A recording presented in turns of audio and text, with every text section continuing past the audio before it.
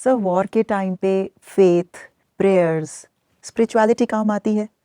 और जब आप वॉर में जब जा रहे थे या जब आप आर्मी में भर्ती होने वाले थे, और आज भी कुछ ऐसी स्पिरिचुअल प्रैक्टिसेस हैं जो आप फॉलो करते हैं जिसने आपको अंदर से बहुत सशक्त, बहुत मजबूत बनाया है? बिल्कुल ये है, क्योंकि फौज एक ऐसी ऑर्गेनाइजेशन है, धर्म निरपेक्ष है और सभी धर्मों को मानने वाली है। जी। हमारे यहाँ फौज के अंदर आपको मंदिर भी मिलेगा, गुरुद्वारा भी मिलेगा, मस्जिद भी मिलेगी। वहाँ सर्वधर्म स्थल होता है। हम्म।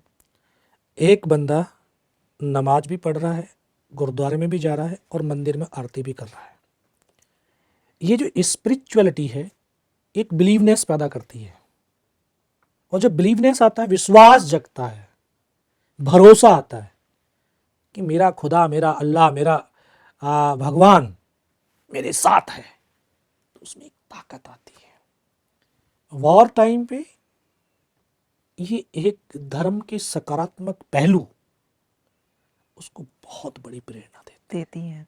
क्योंकि अगर मैं हिंदू धर्म से हूँ, कोई सिख धर्म से है, कोई मुस्लिम धर्म से है, तो जब उसको अपने धर्म की वो बातें याद आती हैं, वो सोचता है, या उसका जो लीडर है, उसका जो साथी है, कहीं अगर मेरे पैर डगमगाने लगते हैं तो वो बोलते हैं, ओ हिंदू है ना, हिंदू है ना, सर कटाए, कदम पीछे नहीं हटाए।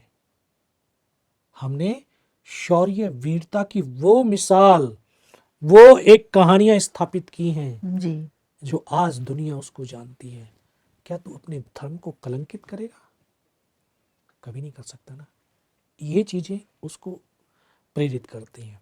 मेरी मदर एक स्पिरिचुअल से जुड़ी हुई थी, वो एक स्पिरिचुअल ऑर्गेनाइजेशन से उनका ऑर्गेनाइजेशन कनेक्शन था। ये शांति कुंज हरिद्वार, जी। शांति कुंज वालों से जुड़ी हुई थी। तो क्योंकि माँ का प्रभाव बच्चों पे बहुत गहरा पड़ता है, तो मैं उस टाइम पे माँ से बहुत कनेक्टेड होता है बच्चा, तो वो शांति कुंज हरिद्वार वालों से जुड़ा था।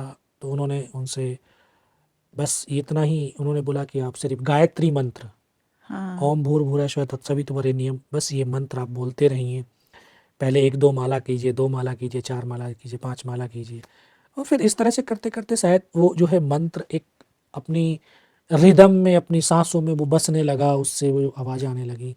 और फिर मैं धीरे धीरे उस तरफ फिर जनेऊ भी धारण किया। फिर सर ये फौज में जाने से पहले की ये बात है? फौज में जाने से पहले जनेऊ भी धारण किया। फिर उसके बाद ये एक संडे का जो है, संडे बोले संडे तो यार खाने पीने का दिन होता है, लेकिन संडे का व्रत किया।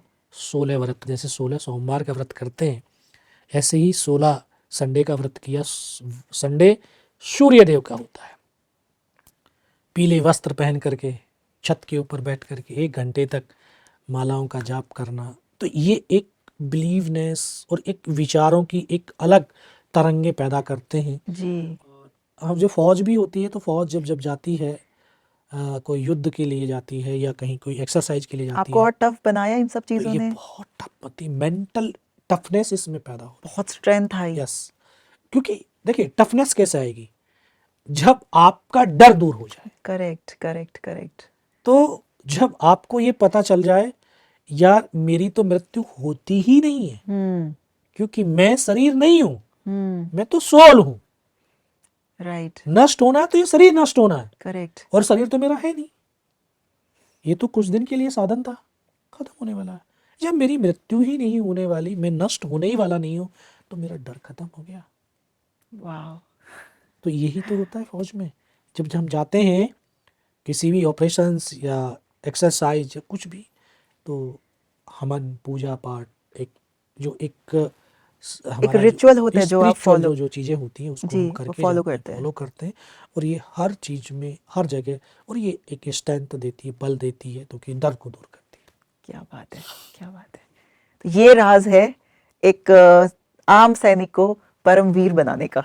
कह सकते हैं, क्योंकि ये भी है कि हम अपनी मर्जी से तो कुछ कर ही नहीं सकते। जी। वो विधाता ने अपनी विधि बनाई हुई है, और उसी विधि के अनुसार जी। हम कर्मों के पथ पे चलते हैं, जी सर। और वो जिस तरह से मोड़ता है उस तरफ मुड़ते हुए चले जाते हैं। शायद इस परमात्मा ने इस उपलब्धि, इस कीर्ति को इस शरीर के द्वारा इस आत्मा को की माध्यम से शायद कराना होगा, तभी तो गोलियां भी खाते रहे, दर्द को भी सहते रहे जी और आज यहाँ पर बैठे हुए हैं।